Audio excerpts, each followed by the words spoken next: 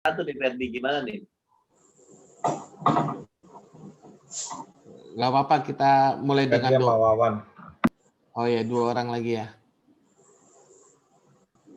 Kita mulai dengan doa, habis itu kita ngobrol-ngobrol dulu, sudah ada gambaran judul atau belum, baru nanti sudah komplit, baru saya putar PowerPoint-nya.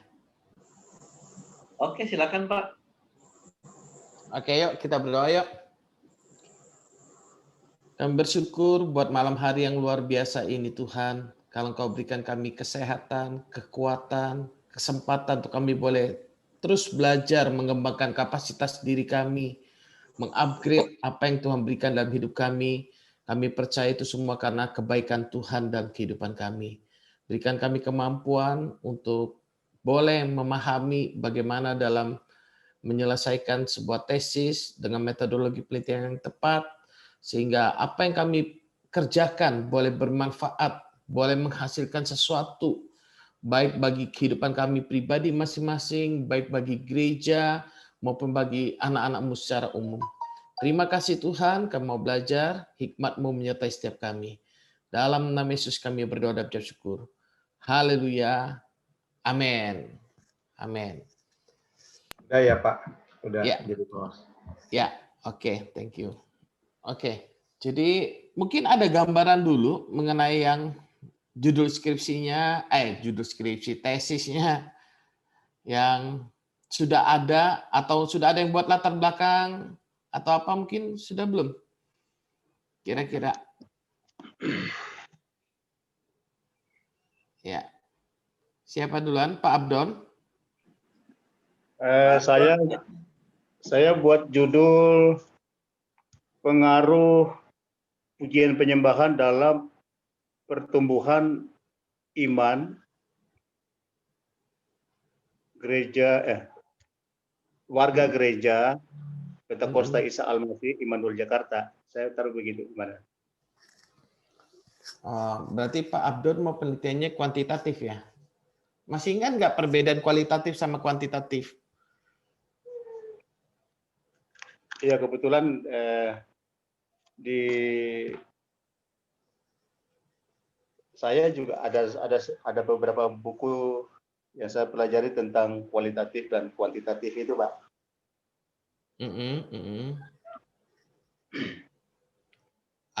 Sudah nangkap belum kira-kira perbedaannya? Ya, sedikit, belum terlalu dalam juga sih. Oke. Nggak apa-apa. Nanti, jadi kalau dari judulnya Pak Abdon, kira-kira variabel yang dibahas apa? Variabel X-nya apa, variabel Y-nya apakah sudah paham atau belum?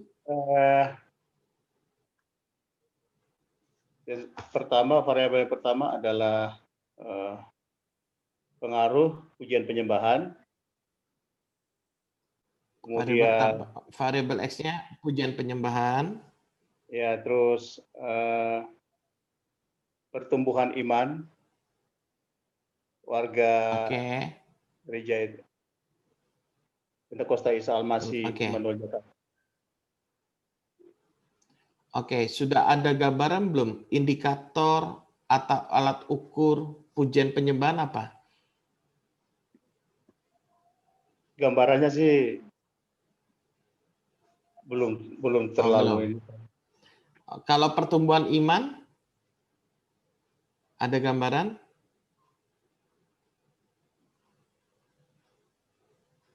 Kalau pertumbuhan imannya sudah ada gambaran belum Pak Abdon? Saya mengalami pertumbuhan iman atau enggak, indikatornya apa?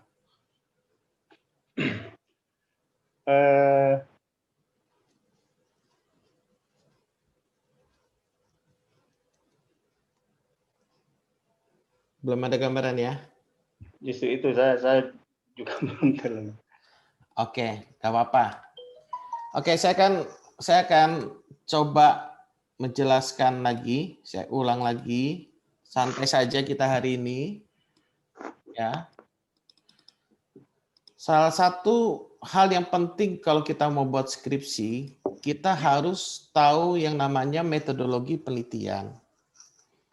Kebanyakan kita ini maunya kan jalan praktis, maunya jalan singkat, Pokoknya saya mau bahasnya ini jadi tesis selesai.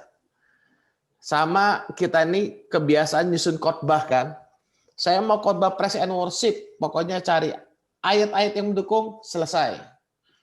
Nah, sementara kalau bicara penelitian ilmiah tidak seperti itu sebenarnya. Penelitian ilmiah itu ada tahapan-tahapannya. Nah, namun bukan berarti penelitian ilmiah ini susah. Sebenarnya kalau kita tahu tahapannya, maka apa yang kita buat ini menyenangkan. Menyenangkan dan mudah. Kalau tahu tahapannya. Kalau saya tahu bagaimana cara memasak capcay, sayur-sayur yang saya pakai, bahan-bahan yang saya pakai, tahapannya untuk saya mengongseng, kapan kasih garam, kasih bumbu, dan sebagainya, maka bagi saya membuat capcay itu menyenangkan, mudah, tidak ada sesuatu yang sulit. Tapi kalau saya nggak tahu, nah itu dia yang terasa sulit. Makanya sebenarnya dalam penelitian ilmiah juga seperti itu. Mudah sebenarnya. Nah, saya kembali mengingatkan kita bagaimana membuat skripsi atau tesis dengan mudah dan menyenangkan. Kalau saudara memahami ini, maka pasti menjadi mudah dan menyenangkan. Yang pertama, kita harus menyadari bahwa Roh Kudus adalah penolong dan penghibur kita. Pasti kita mengandalkan Tuhan. Oke? Itu sudah umum banget. Yang kedua, buatlah judul sesuai dengan topik yang sangat kita sukai dan menyenangkan bagi kita. Cari masalah-masalah yang seputar memang kita hobi. Jangan topik yang kita nggak hobi. Saya nggak hobi bahasa Ibrani Yunani, atau saya nggak hobi bahasa Ibrani. Lalu saya mau mengangkat topik eksegese dari bahasa Ibrani. Jangan. Karena apa? Di dalam pikiran saya, bahasanya aja saya masih belum bisa karena saya nggak hobi, saya nggak ngerti, lalu saya mau gali itu. Karena sekedar dikasih judul. Jangan begitu. Cari yang lebih mudah, yang menyenangkan. Kemudian kenali permasalahan yang akan diteliti. Nanti saya akan kasih step by step-nya. Nah, yang berikutnya lagi, yang keempat ini penting sekali untuk kita sadari. Kumpulkan sumber-sumber seperti buku-buku yang berkaitan dengan masalah atau variabel sebelum membuat skripsi atau tesis. Kenapa ini penting? Begini, penelitian itu sangat erat kaitannya dengan kredibilitas atau kompetensi dari peneliti. Kalau di dalam pikiran saya belum ada isinya mengenai variabel yang mau saya bahas, maka itu menjadi kesulitan besar bagi saya. Misalkan Pak Abdon tadi mau membahas tentang PAW, Praise and Worship. Cari dulu buku-buku yang berkaitan dengan Praise and Worship, cari dulu buku-buku yang berkaitan dengan pertumbuhan iman. Apakah memang ini terhubung, berkaitan? Cari penelitian-penelitian yang sudah ada. Nggak apa-apa, pelan-pelan. Intinya, setiap kita pastikan dulu punya sumber-sumber buku atau jurnal dalam membuat tesis kita sesuai dengan variabelnya ya, sesuai dengan variabel. Jadi buku itu harus berkaitan dengan variabel. Kalau nggak berkaitan nanti nggak nyambung. Kemudian pelajari metodologi penelitian, baik itu kualitatif atau kuantitatif, gitu ya. Kenali kesinambungan bab 1 sampai bab 5. Jadi dari bab 1 sampai bab 5 itu pasti berurutan dan nyambung.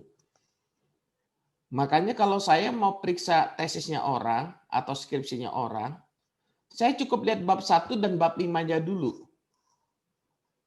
Misalkan, kalau bab 1 rumusan masalahnya ada 3, tujuan penelitiannya ada 3, kesimpulannya ada 5, berarti itu pasti salah sudah hasilnya. Karena apa? Kesimpulan ini merupakan kesimpulan untuk menjawab permasalahan. Gitu ya. Yang dikerjakan rumusan masalah. Makanya kualitatif dan kuantitatif berbeda. Nah, nggak apa-apa, pelan-pelan dulu. Kemudian pelajari format penulisan penelitian, punya Duta Panisal. Tadi saya ada buka-buka juga.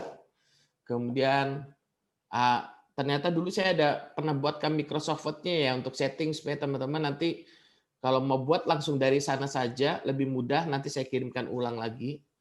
Jadi kalau bisa nanti buat daftar isinya otomatis, nomor halamannya juga sudah bisa dan sebagainya, supaya nggak terlalu susah lagi mikirnya. Tapi kalau bagaimana cara membuatnya, sudah ada saya kirim ke Pak Riki, setting skripsi tesis itu Pak Riki. Yang videonya itu ada tahapan-tahapannya.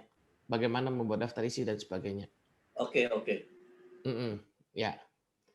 Kemudian, buatlah kerangka berpikir dari penelitian yang akan dibuat. Kalau saudara baca buku, biasanya yang saudara baca apa duluan? Saudara lihat judul, saudara lihat halaman paling belakang gitu ya, kadang profil penulis gitu ya. Soal mungkin lihat kata pengantarnya gitu kan, atau latar belakangnya. Saudara lihat daftar isinya.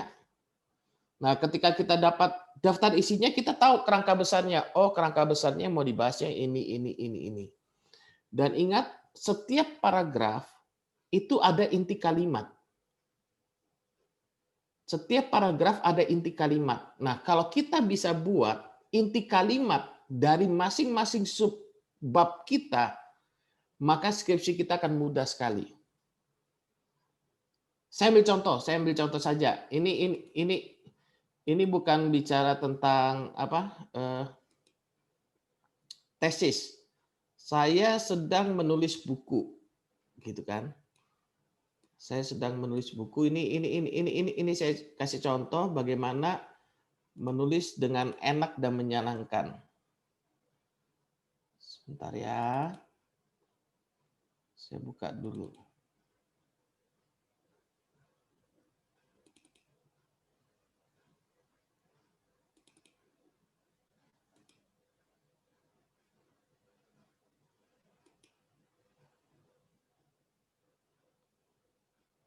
Sebentar.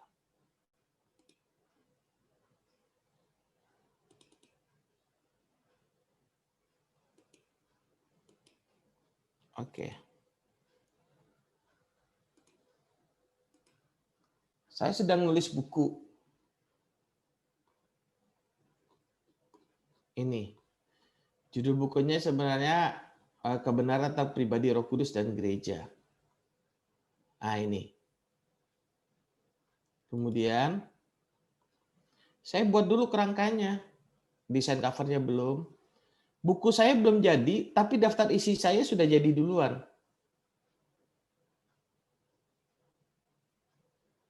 Bisa kelihatan nggak ya di sana ya? Contoh ya.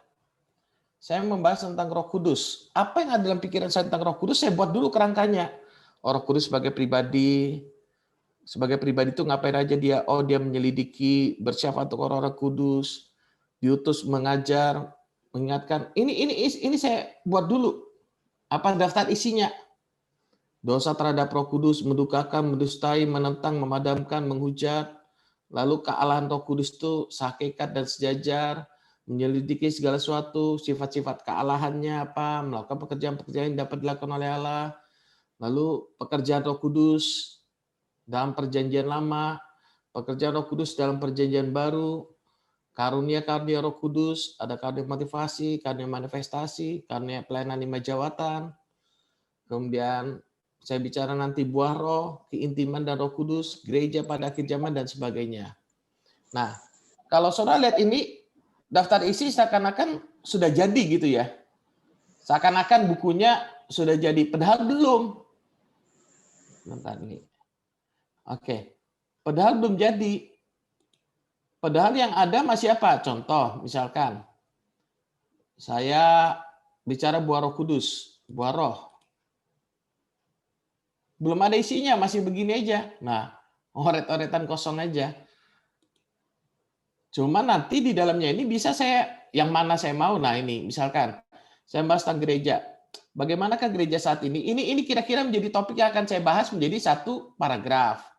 Apa yang menjadi esensi pelayanan pemuritan? Ini menjadi satu paragraf. Nah, oret-oret aja dulu model-model begini maksudnya.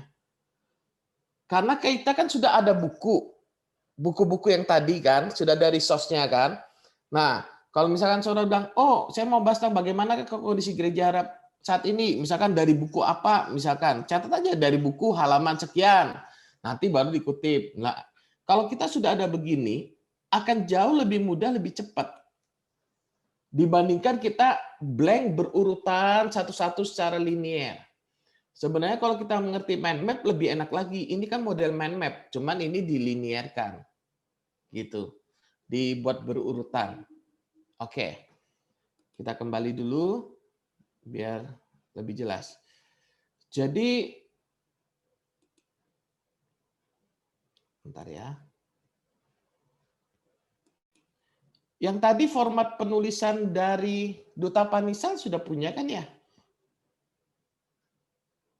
Format penulisan? Saya sudah kirim di grup. Oke. Yang dari Pak Susilo saya sudah kirim ke grup. Oke, yang format penulisan itu yang ini. Perlu di scroll lagi ke depan. Soalnya udah kelewat-lewat. Format penulisan itu yang ini dari Duta Panisal ini. Panduan penulisan pengajian skripsi dan tesis. Nah, saran saya dari awal ketika kita ngetik, kita sudah ngikutin format penulisan ini. Nggak apa-apa, ini nanti mungkin besok saya akan masuk lebih gampang aplikatifnya gitu ya. Cuman saya mulai dari bagaimana kita mengatur judul dan sebagainya dulu biar lebih enak gitu. Kita kembali dulu. Jadi kalau kita punya alat-alat ini, tools ini sudah seperti yang saya jelaskan tadi, maka akan lebih mudah. Kalau satu hari dibuat 2 halaman saja, kalau tesis berapa halaman minimal? 100 halaman ya minimal ya, kalau nggak salah ya. Kalau sehari 2 halaman, berarti kira-kira butuh berapa lama kita menyelesaikan tesis kita? 3 bulan? 50 hari harusnya. Ya. 2 halaman kalau 50 hari. Anggap aja 2 bulan lah ya, atau 3 bulan. Ya, anggaplah ada kadang malas-malas, minggu ibadah sibuk, ya maksimal 3 bulan lah seharusnya. Kalau kita disiplin di sini, nah yang jadi masalah adalah karena kita nggak punya resource buku-buku ini, jadi kita mau ngarang bebas. Ini dia yang jadi problem kebanyakan mahasiswa itu di sini. Maunya ngarang bebas, malas baca buku, tapi maunya penelitiannya jadi. Nah, itu nggak bisa. Itu harus ada. Makanya kita harus baca buku itu bukan berarti saudara harus baca dari halaman 1 sampai habis. Saudara lihat aja daftar isinya yang berkaitan dengan variabel saudara. Speed reading aja dulu. Maksudnya, speed reading itu kan nggak perlu baca detail dihafal, enggak. Maksudnya lihat yang berkaitan mana, tandain, catat buku ini, halaman ini, halaman ini, halaman ini, halaman ini. Nanti yang menjadi sumber untuk kutipan saya, begitu loh, kira-kira. Nah, kalau sudah ada dari buku, ada dari jurnal, ada penelitian orang, maka karya ilmiah kita akan lebih bertanggung jawab. Oke. Nah, kenapa sih orang bingung dan takut? Yang pertama karena dia nggak tahu, pasti bingung. Nggak tahu cara masak capcay, ya pasti bingung gimana mau masak, mau diapakan itu sayur. Yang kedua salah informasi, ditakut-takutin dulu buat tesis tuh stres, bingung. Saudara belum memulai aja sudah kalah di mental. Aduh susah, stres, gitu kan. Kalah di mental duluan. Dulu S2 saya, informatika saya kan gagal S2 sebenarnya waktu di informatika. Di Surabaya saya ngambil di ITS, informatika. Tinggal tesis saya tinggal ke Batam. Saya kalah mental di sana terus terang. Saya gagal di sana karena saya kalah mental. Mental baik itu dana untuk bimbingan ke Surabaya dari Batam maupun mental secara pengetahuan. Kalah, salah saya. Nggak ada yang bimbing, nggak tahu caranya. Tapi kalau sekarang enak. Karena nggak ada yang bimbing. Kalau orang bingung tuh karena nggak ada yang bimbing. Kalau ada yang bimbing pasti bisa. Jadi jangan khawatir. Nah, mari kita mulai bicara tentang penelitian. Kita harus tahu penelitian kita ini mau ngapain sih sebenarnya? Yang pertama kita ini mau menemukan teori yang baru Misalkan, saudara mau meneliti, kenapa sih Habib Rizik itu sampai yang dalam kondisi begitu bisa disukai oleh ribuan orang, itu bisa ngumpul, dihormati. Apa sih penyebabnya? Nah, mungkin belum ada penelitian, saudara mau tahu. Nah, itu berarti saudara menemukan sesuatu yang baru. Kemudian, atau penelitian kita ini mau mengembangkan teori yang sudah ada, sehingga kita ini lebih matang dan lebih berkembang. Atau kita mau menguji teori. Misalkan kayak tadi, misalkan Pak Abdon mau membahas tentang pengaruh praise and worship terhadap pertumbuhan iman ya, Pak Abdon ya tadi ya. Atau kedewasaan rohani. Suaranya masih di mute Pak Abdon, di unmute dulu.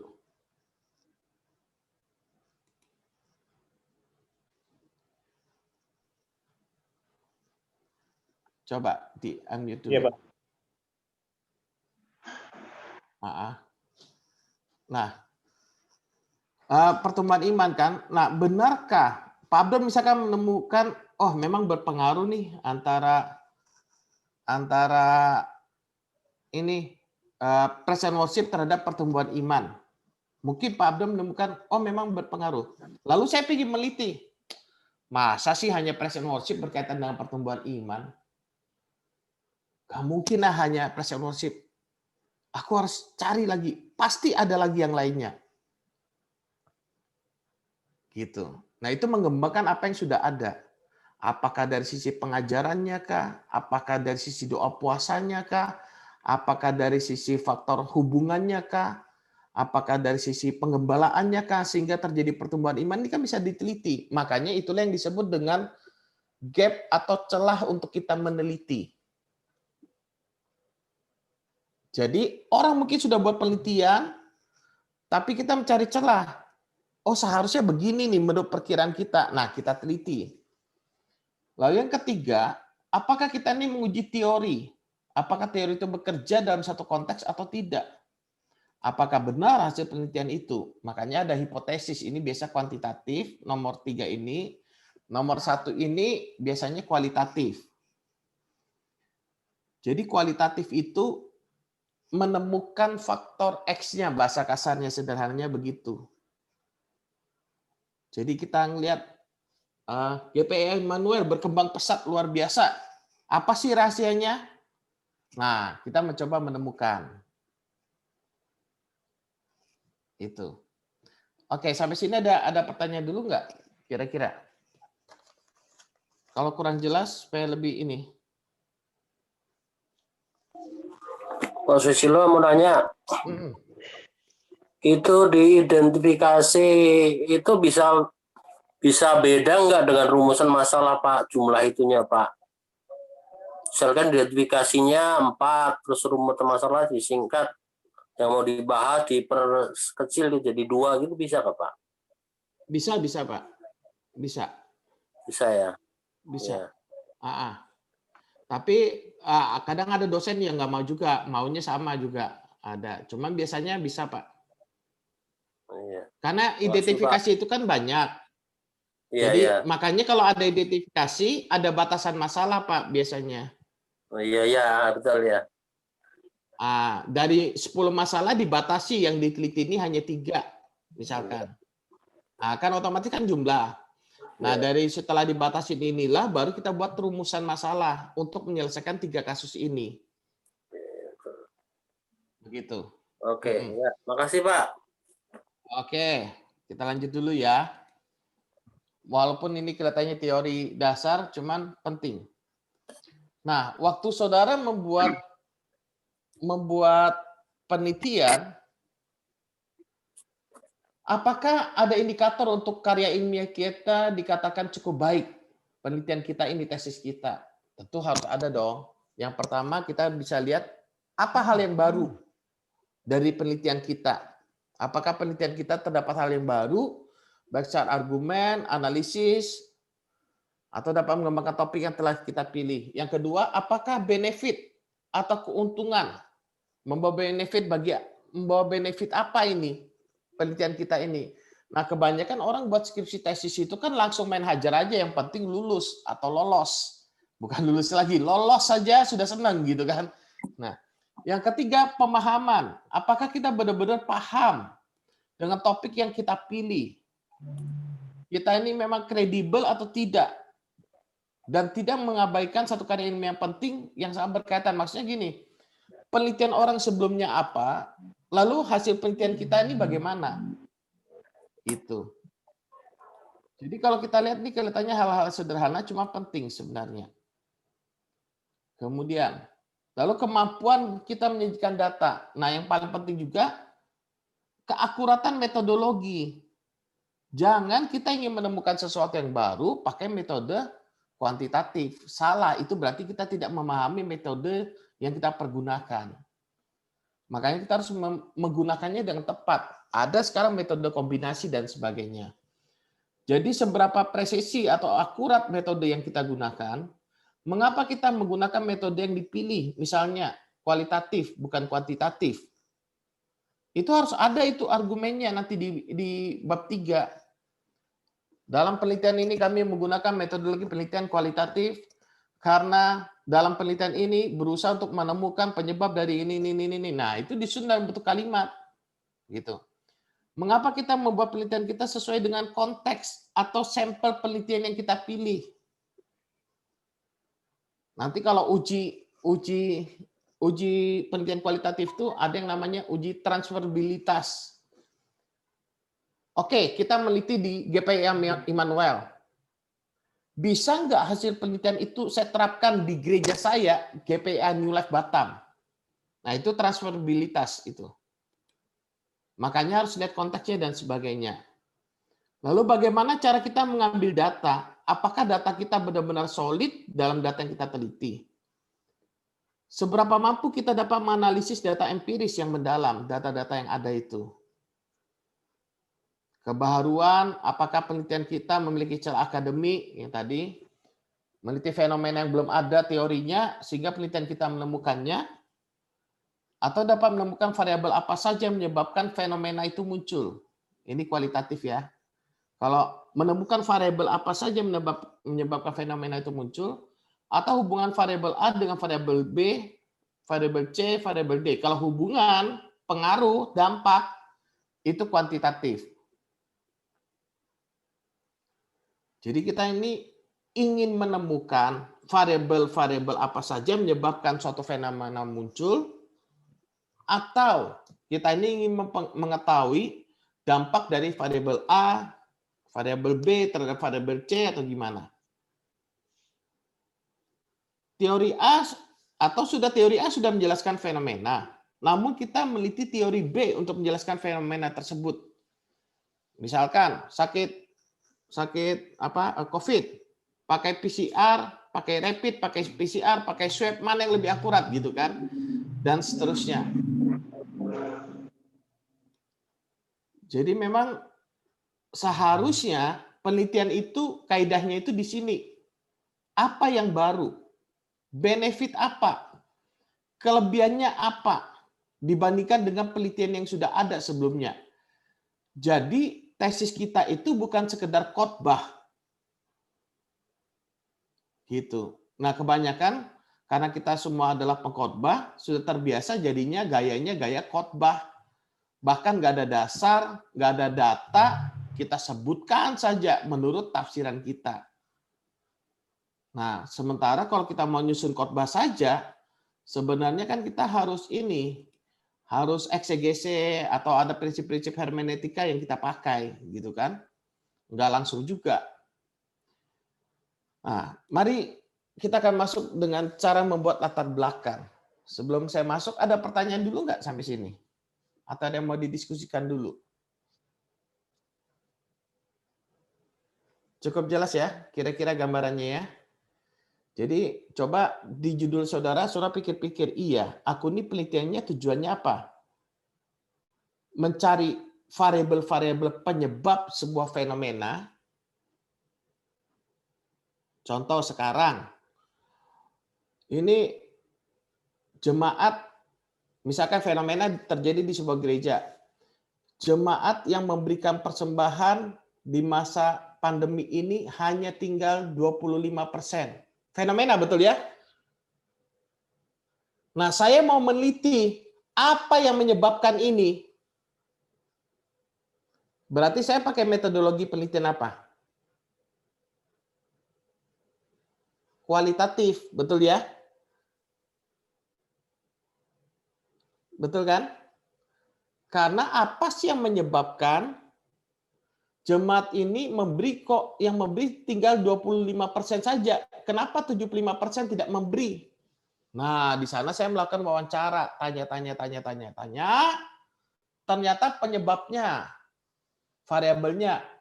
Yang pertama, karena ada yang kena PHK. Oke?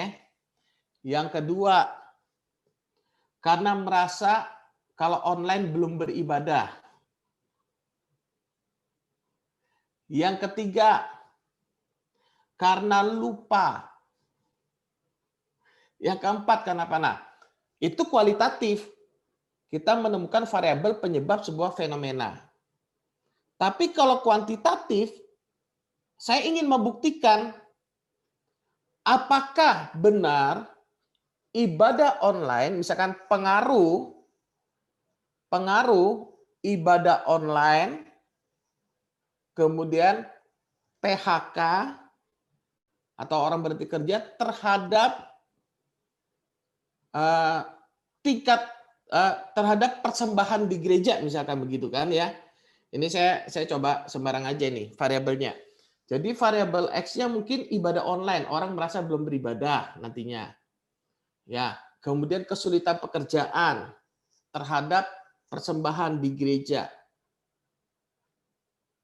Berarti ada berapa variabel? 1, 2, 3. Bisa nangkep bedanya kualitatif sama kuantitatif? Jadi kualitatif itu menemukan variabel penyebab fenomena. Kalau kuantitatif itu menguji apakah variabel ini memang mempengaruhi variabel X, mempengaruhi variabel Y. Nah, variabel X-nya bisa X1, X2, X3, ada mungkin 3 variabel yang mempengaruhi variabel Y. Itu kuantitatif. Yang penting harus jelas dulu bedanya kualitatif sama kuantitatif. Supaya kita nanti penggunaannya enak. Kalau sini nggak jelas nanti bingung. Karena cara penyelesaiannya beda jauh ini, kualitatif sama kuantitatif. Nah, saudara kan sudah punya gambaran judul. Coba bayangkan, punya saudara ini kualitatif atau kuantitatif? Coba mulai dari siapa dulu? Salah satu lagi. Boleh santai aja kita. Nanti kalau kurang tajam kita pertajam. Gimana, Nay? Iya, Pak. Oke, Judul saya apa, coba. Nay?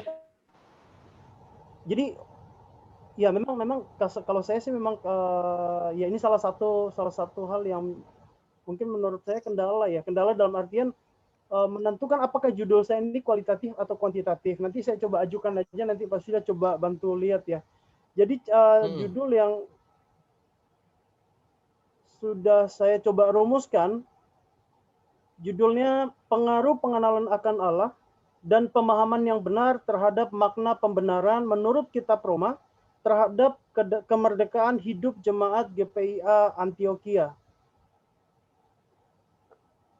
Terhadap jadi makna, pengaruh pengenalan akan Allah dan pemahaman yang benar terhadap pemahaman yang benar tentang, saya coba share aja deh ya.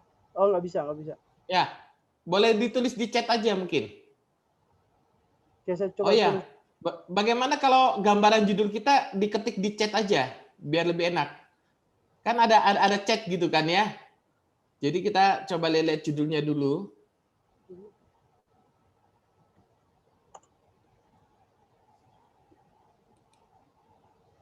Ya. Pengaruh pengenalan akan Allah dan pemahaman yang benar terhadap makna pembenaran menurut Kitab Roma terhadap kemerdekaan.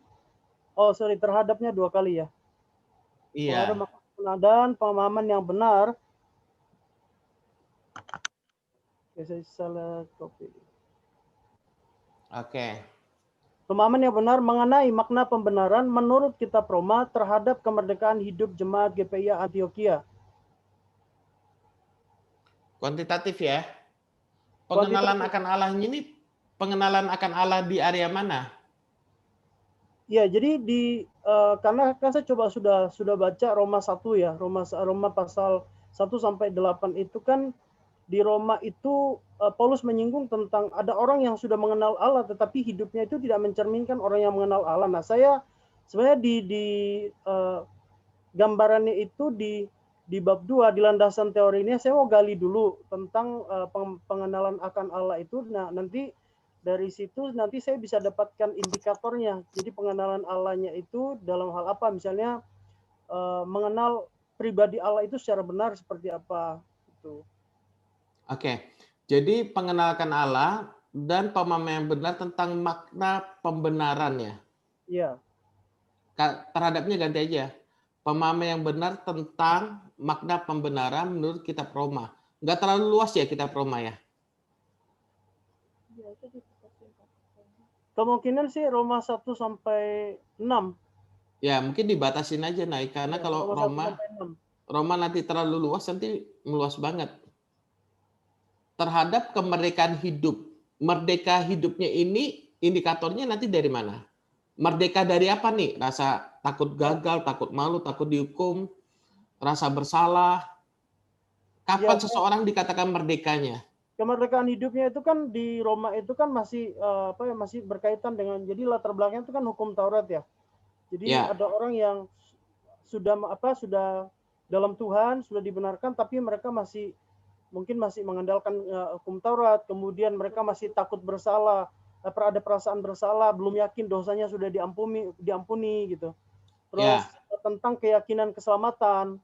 Ya, jadi kemerdekaan hidup dalam hal itu. Nah, memang di Roma itu kan membahas tentang kehidupan tuh di pasal 13-nya ya, ketaatan terhadap pemerintah dan lain sebagainya. Nah, nanti ya itu yang ya saya bingung gimana caranya nanti untuk menghubungkan itu, karena kan dasar teologinya dari pasal 1 sampai pasal 11 pasal 11. Pasal 12-nya kan baru membahas tentang dampak dari pembenaran itu. Nah, ini di sini apakah saya harus baca Roma semua tapi terlalu luas gitu. Makanya menurut saya judulmu ini masih terlalu luas. Kemerdekaannya dipersempit saja. Misalkan kemerdekaan itu bisa terhadap keyakinan keselamatan. Karena kamu kan bicara pembenaran. Ya. Atau terhadap kemerdekaan dari rasa bersalah.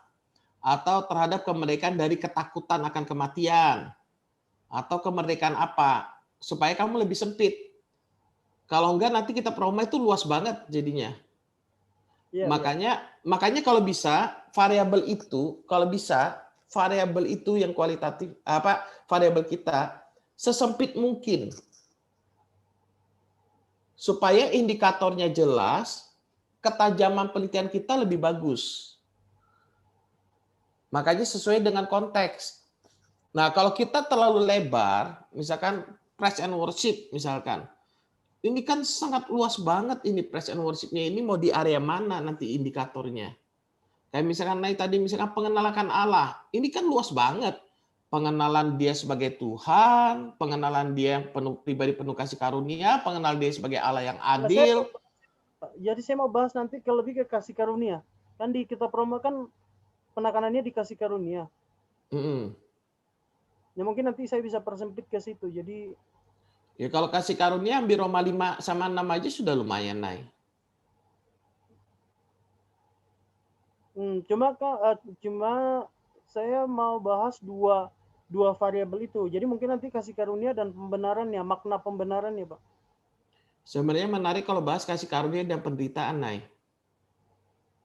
Kasih karunia dan penderitaan. Iya.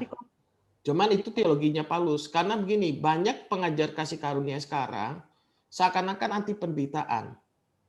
Padahal menderita karena kebenaran itu bagian dari kasih karunia. Kepada kita bukan hanya dikaruniakan untuk percaya saja, tapi untuk menderita bagi dia. Filipi 1 itu. Nah, itu kalau kamu bisa bahas kasih karunia dan penderitaan, dan nanti hasil tesismu kamu jadikan buku, itu bisa jadi berkat banyak orang, Nay. Karena kasih karunia ini kan orang kan cuma paham sepenggal, gitu loh. Kasih karunia itu kan kesalahannya, orang pahamnya cuma dari kata charis, unmerited favor aja. Padahal nggak bisa begitu, makanya terjadi penyimpangannya kan sampai begini, kasih karunia adalah pribadi Yesus. Saya bilang, kalau kasih karunia adalah pribadi Yesus, benarkah kasih karunia itu mewakili seluruh kepenuhan Kristus? Kan enggak. Kalau kasih karunia adalah pribadi, kebenaran juga seharusnya pribadi. Karena kasih karunia dan kebenaran datang melalui pribadi Yesus. Makanya pemahaman kasih karunia secara utuh ini sangat diperlukan supaya nanti tesis kita dari STT kita keluar sesuatu buku yang mungkin booming yang bisa menjadi berkat bagi Indonesia. Itulah celah akademik maksudku. Yes. Ya Pak, itu judul itu saya coba rumuskan juga. Ada, saya punya judul itu. Tapi saya ambil dari Timotius. Saya coba cat lagi ya. Ya ini, studi eksegesis tentang turut menderita menurut kitab Efesus dan implikasinya. Jadi kualitatif. Tapi satu variabel X, satu variabel Y. Iya. Kalau kamu lihat coba baca Filipi 1:29. Nggak apa-apa ya, ini kita sambil itu mempertajam dulu. Nanti naik coba dipikirkan. Maksud saya supaya tesis kita ini bisa menjadi berkat. Gitu ya. Saya juga rindu dari STT kita muncul sesuatu yang push. Jadi orang tuh langsung itu. Coba baca Filipi 1:29 naik.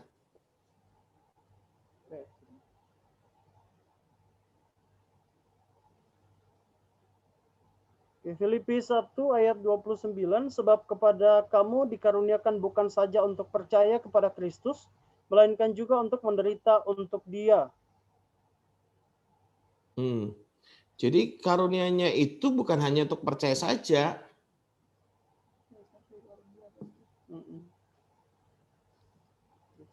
Tapi untuk menderita juga. Nah, itu yang dianggap orang bukan karunia. Nah, kalau ini bisa dimunculkan, ini bagus ini karena akan menggeser paradigma orang-orang kasih karunia yang hanya bicara berkat. Ditambah lagi 1 Petrus 2 ayat 19, coba naik. 1 Petrus 2 ayat 19.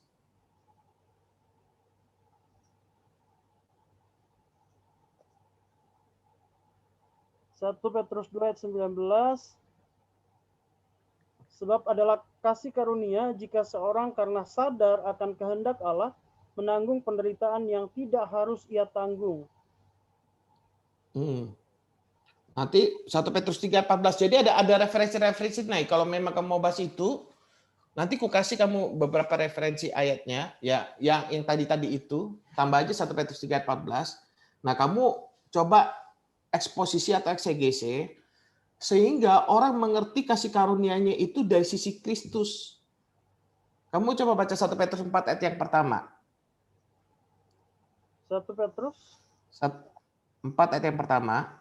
Jadi karena Kristus telah menderita penderitaan badani, kamu pun harus juga mempersenjatai dirimu dengan pikiran yang demikian.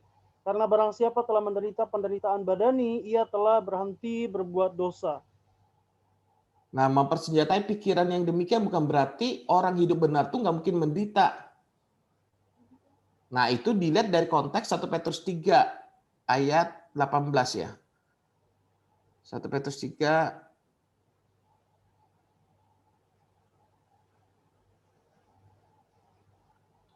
18. Bentar. Sebab juga Kristus telah mati sekali untuk segala Ayat 14. Ya, ayat 14. 14. Tetapi sekalipun kamu harus menderita juga karena kebenaran, kamu akan berbahagia. Sebab itu janganlah kamu takuti apa yang mereka takuti, dan janganlah gentar.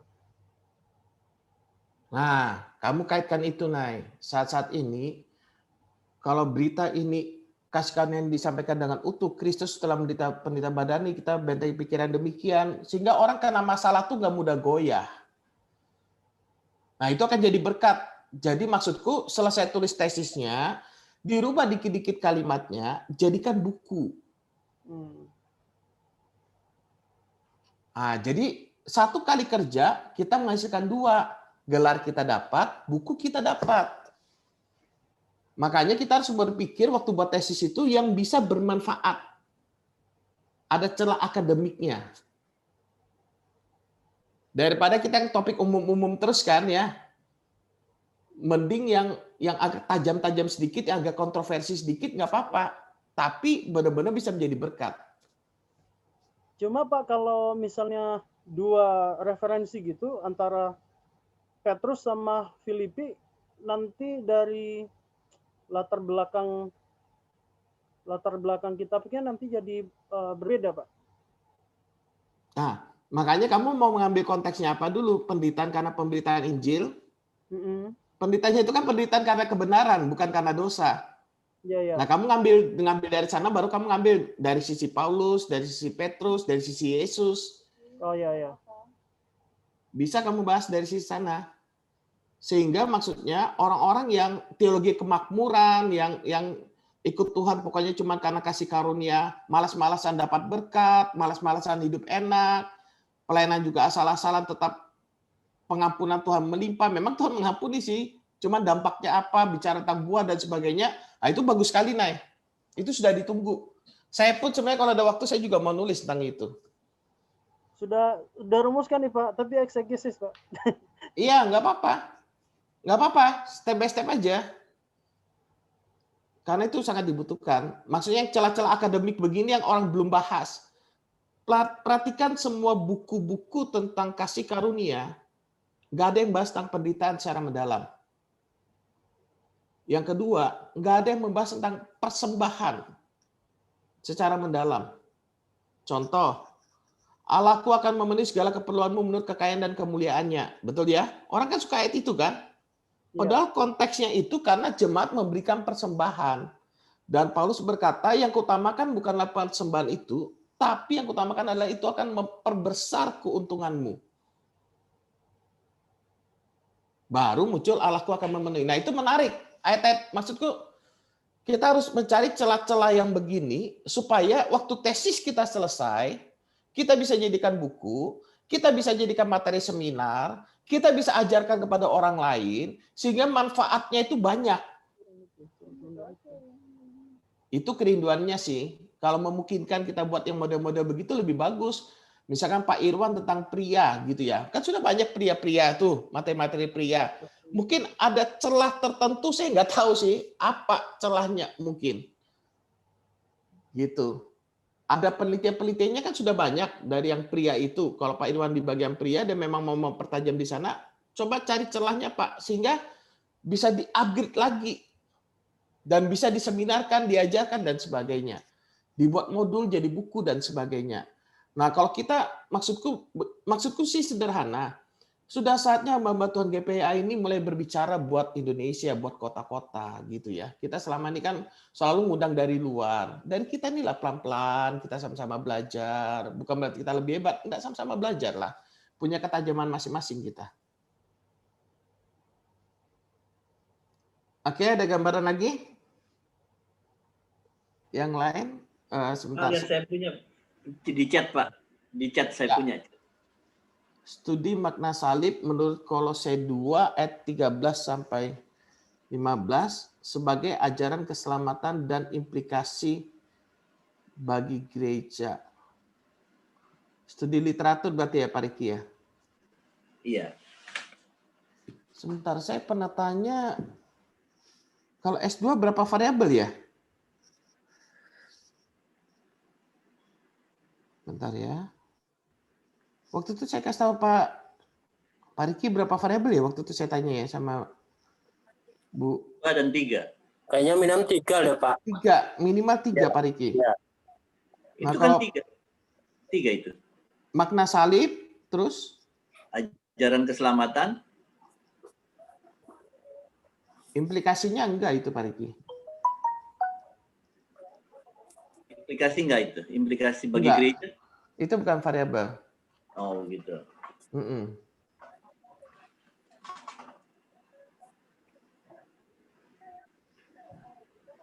Mungkin makna salib dan apa sebagai bahan pemuritan gitu Pak Riki. Boleh. Ya, nanti coba Pak Riki cari lagi variabel satu lagi, makna salib dan apa berdasarkan Kolose 2:13-15 sebagai bahan pemuritan di gereja GP Emmanuel atau apa. Oke. Jadi Makasih, Pak.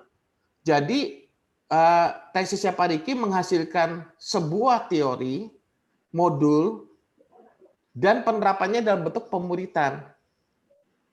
Oke. Jadi pemuritannya ini bagaimana prakteknya nantinya? Coba Pak, tadi lagi Pak, studi makna salib dan pemuritannya. Dan apa misalkan kalau saya 2:13-15 itu apa ya bunyinya? Kalau itu sebenarnya apologet Rasul Paulus. Oh, studi makna salib dan misalkan anggaplah satu topik lagi tentang keselamatan sebagai dan implementasinya dalam pemuritan. Oh gitu.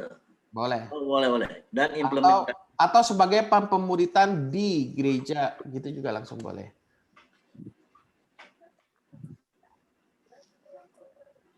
Jadi makna salib dan apa sebagai bahan pemuritan dasar atau pemuritan apa Pak Riki sebutnya di gereja apa? Oke. Kemudian Pak Samuel Setiadi. Iya Pak Susilo, tolong bantu Pak. Kalau saya judulnya gitu Pak. Pak ya berarti ya? MPDK Iya ya? Pak. Kebetulan kan saya guru Pak, guru pendidikan agama Kristen di satu sekolah. Ya sebenarnya mau jadi Kenapa Pak? Sorry. Gelarnya MTH atau MPDK nanti? Siapa ya? Pak Samuel. Oh enggak, MTH saya. MTH lebih bagus jangan judul yang MPDK Pak. Oh nggak tahu deh, maksudnya ya kan tadi Bapak bilang yang sehari-hari yang biasa itu betul. kan. Ya kalau saya mau ambil tema lain bisa aja, cuma ya jadi ekstra sih jadinya gitu Pak. Kalau saya sih cuma mau sebenarnya ini mau tahu hasil evaluasi dari kelas pendidikan agama Kristen di sekolah saya Pak. Saya kan cuma selama ini mendapatkan evaluasinya nggak keseluruhan ya. Kalau nanti kan penelitian akan diteliti seluruhnya. Iya. Ini kan cuma kayak pribadi per pribadi aja. Misalnya ada yang bilang ke saya, terima kasih sudah mengajarkan pendidikan agama Kristen, jadi saya lebih mengenal Kristus. Ada juga terima kasih saya sudah mengenal kehidupan saya berubah, karakter saya berubah gitu setelah saya kayak gitu-gitu Pak. Itu kan pribadi per pribadi Pak. Nah saya pengen sebenarnya melalui reses ini sekalian saya mau evaluasi seluruh anak-anak Pak gitu loh. Bener nggak sih dampaknya segitunya gitu loh. Cuman judulnya ini biasanya judulnya orang MPDK kalau di sekolah Pak. Ya kan di S2 di mana di Duta Panisal belum ada Pak.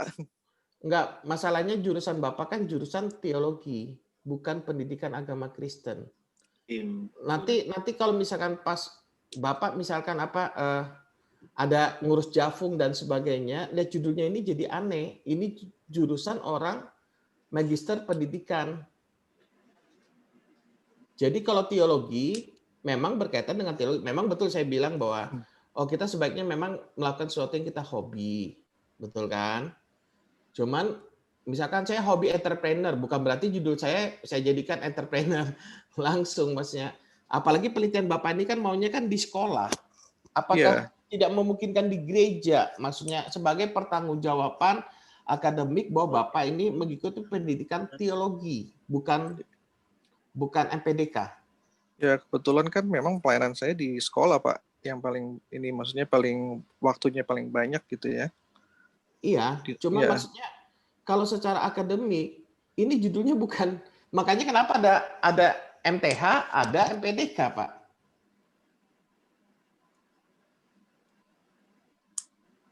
Nah, maksudnya Pak Samuel Iya, saya ngerti maksud saya gitu. Tapi kan ya topiknya ya yang sekarang saya hadapi itu, Pak. Oh iya. Saran saya Bapak cari topik yang lain, jangan yang berkaitan dengan pendidikan. Ya karena Bapak saya adanya di dunia pendidikan, Pak. Karena Bapak kuliahnya jurusan teologi. Kalau saya kan cuma membantu Bapak mengajar metodologi penelitian. Tapi nggak tahu lagi kalau dosen STT Duta Panisal setuju ya, Bapak jurusan teologi, lalu judul tesisnya kaitan pendidikan. Kalau di tempat kampus saya nggak disetujuin pasti, Pak. Oh gitu ya Pak. Karena harus sesuai dong. Harus sesuai. Saya ini sedang kuliah jurusan apa? Kalau Bapak misalkan bahas tentang pastoral counseling, bukan penelitian kelas dan sebagainya, itu nggak ada masalah. Kalau ini kan Bapak kan penelitian kelas berarti ya. Iya betul Pak. Nah, kalau di kampus saya Pak, nggak bisa orang teologi membahas pendidikan. Orang pendidikan membahas teologi enggak. Kita langsung arahkan pendidikan ya ke pendidikan. Kamu penelitian kelas, hasil belajar, motivasi belajar, minat belajar, kan gitu kan. Kompetensi guru dan sebagainya, itu pendidikan. Dunianya jurusan pendidikan, bukan dunianya jurusan teologi. Oke, coba nanti saya coba cari lagi deh Pak. Saya cuma Soalnya yang saya dekat cuma dengan saya khawatirnya itu. nanti, saya cuma khawatirnya Pak Samuel nanti tengah jalannya pas tiba-tiba dosen pengujinya, misalkan dosen pengujinya model saya, loh Anda ini jurusan apa sih? Loh ini cara mau konfirmasinya gimana ya Pak ya? Boleh atau enggak ya? Sebelum saya lanjutkan gitu loh. Kalau misalnya dibolehkan ya saya lanjutkan. Kalau enggak ya enggak usah gitu maksudnya. Saya nggak tahu. Saudara-saudara pengajuan judul tesis paling lambat kapan? Seharusnya dari kampus yang memutuskan ya. Iya makanya saya juga nggak tahu tuh kapan. Dan kalau saya boleh saran sih Pak, sebaiknya jangan deh. Sebaiknya Gitu jangan. Pak ya. Kenapa? Karena misalkan Bapak nanti ngurus Javung juga kan. Iya. Kan ada juga itu judul-judul kita nanti. Apalagi kalau judul kita sampai dicantumkan dalam ijazah. Kayak judul saya misalkan waktu saya dapat penghargaan tesis terbaik, kan judulnya kan dicantumkan.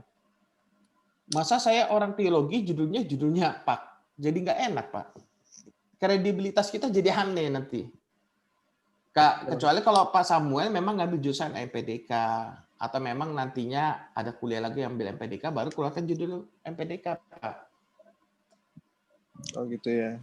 Ya sebaiknya sih begitu kalau saran saya. Karena Oke, kita baik, berpikir Pak. ke depannya, bukan sekarang, bukan sekedar judul masuk. Gampang sih kalau judul masuk aja. Oke, terima kasih Pak. Oke. Kemudian Onai sudah. Villa. Dan substansinya terhadap. Ya Pak. Kemerdekaan darah takut pada jemaat usia remaja. Dan Oke. Pengenalan akan Allah ya, dan identitas diri ya. Oh ya. Bisa pakai buku saya itu Pak Villa jadi referensi. Oke. Ini agak mirip dengan punya Nai nih, Villa ini. Tapi kalau Nai sudah nanti jadi membahas dikasih karunia dan penderitaan, udah berbeda cukup jauh.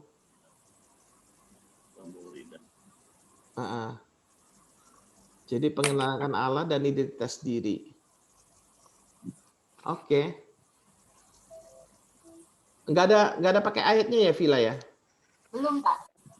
Kalau misalnya nanti kamu sudah ketemu ayatnya, lebih bagus dibatasin pakai ayat supaya nanti tidak meluas ketika ujiannya. Ya kan? Nanti kan kalau misalkan kamu nggak batasin ayat, misalkan, atau di batasan masalahnya kamu nggak cantumkan, misalkan. Kamu bahas dari Petrus, aku penguji aku bilang, jangan bahas dari Petrus, lebih bagus dari sini. Nah, bingung lagi kan? Mungkin kalau kamu, misalkan menurut teologi Paulus atau menurut teologi Petrus, nah, kalau teologi Paulus kan berarti kamu ngambil dari kitab-kitabnya Paulus. Konsep pengenalan akan Allah, pengenalan identitas dirinya gimana. Dipersempit aja, pokoknya kalau kita bisa persempit aja dulu. Lebih bagus sempit, karena lebih tajam.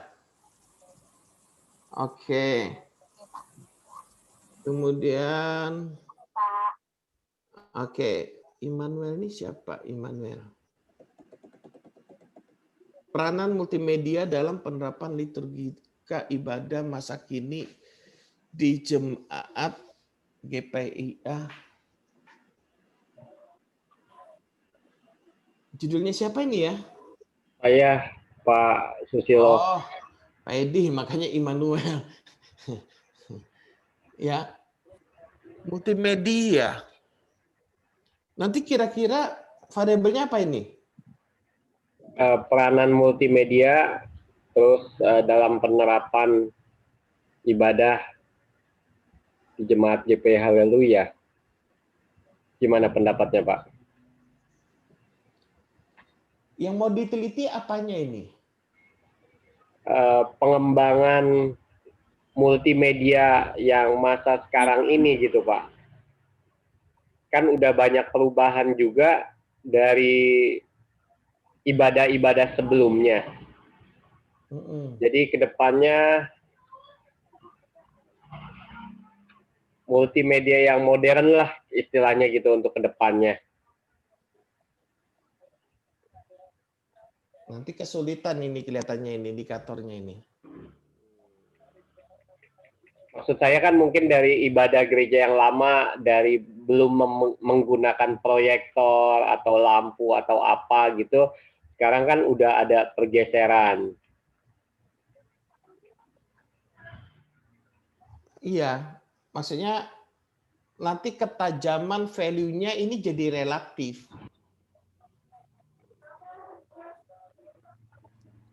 Apakah gereja saya sudah menggunakan multimedia yang canggih? Apakah itu memang berkaitan dengan liturgika ibadah? Apakah untuk saya menjalankan liturgi ibadah harus ada multimedia? Atau makanya yang mau diteliti apa ini? Efektivitas apa? Atau ibadah online? Atau live streamingnya? Atau apanya ini? Paling diambil beberapa sih, Pak. Mungkin yang peranan multimedianya gitu, yang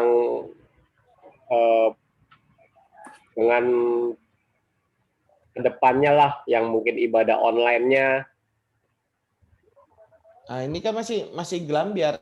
Maksudnya gini, ketika saya baca judul ini, saya jadi bingung apa yang mau dibahas ini peranan multimedianya ini.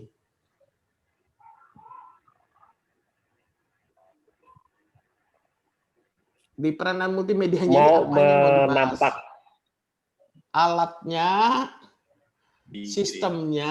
alatnya. Oh, kalau alatnya tergantung Alatnya, dana, Pak.